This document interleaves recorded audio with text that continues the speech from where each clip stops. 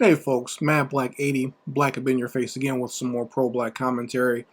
So if you follow me on my Facebook, my Mad Black Malcolm Black Facebook, you saw that I reported about Lee Daniels, the what could I call him? The sexual deviant that directs a lot of black content out there.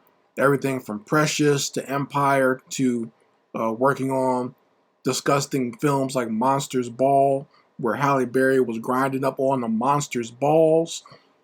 So he has somehow connived his way in and acquired the rights to the screenplay of the Spook Who Sat by the Door, and he's going to be doing a remake of that film. So, for those of you who are unfamiliar with this film, and I don't know who on this channel would be unfamiliar with it, considering it's a classic, especially within the pro-black community, it was probably one of the first black films that will be considered quote-unquote black exploitation that came out in the early 70s, and basically is about a brother who goes through CIA training, and they train him because they want him to be a black CIA agent, but then he takes those skills back to the hood and basically leads a revolution against the U.S. government. And they seriously bang on the beast in that movie. That movie is amazing, created by the late great Sam Greenlee. It was his concept that created the book and also the movie. He shot that movie guerrilla style in Chicago. And like I said, the movie is just amazing. The storytelling and the story itself and the themes that he put all into one movie is just an amazing thing. And if you haven't seen it, you can go watch it on YouTube or on social media somewhere. But I make it a point to watch this movie at least once a year because, like I said, it has so many great ideals that I identify with and that I support.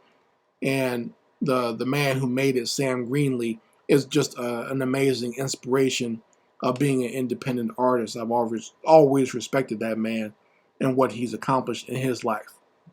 But when you have a film like that being remade by Lee Daniels, it's going to be copious amounts of fuckery put into that movie. This is not a movie that I would want to watch or support with Lee Daniels' nasty little white man semen infested hands all over it. Because, Lee Daniels is one of these Negroes who loves white men. So I don't want his hands on a classic like this. But you know how it is. He's going to make it, and he's going to put all types of BS agendas and nonsense into this movie. He's probably going to make the main character of Dan Freeman a homosexual or bisexual or whatever, or make it seem like he's fighting against the toxic black males in the black community. Or there's going to be some BS in it somewhere somehow. I just know it.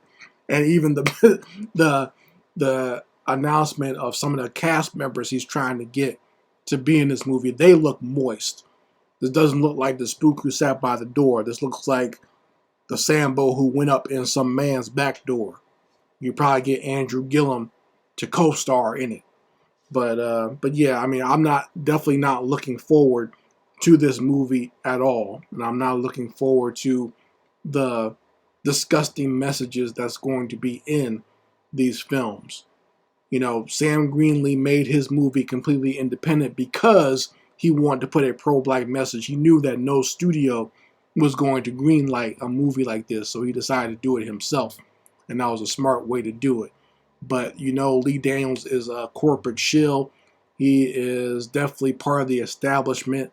He's another Bayard Rustin, in my opinion, and he's going to load this movie with all types of poison for the minds of young black people who are either not seen the original or who have seen the original and thought maybe it was too harsh or too pro-black or whatever. I wouldn't be surprised if he gives the main character, Dan Freeman, either a gay lover or a white girlfriend, knowing damn well that was not in the original story whatsoever.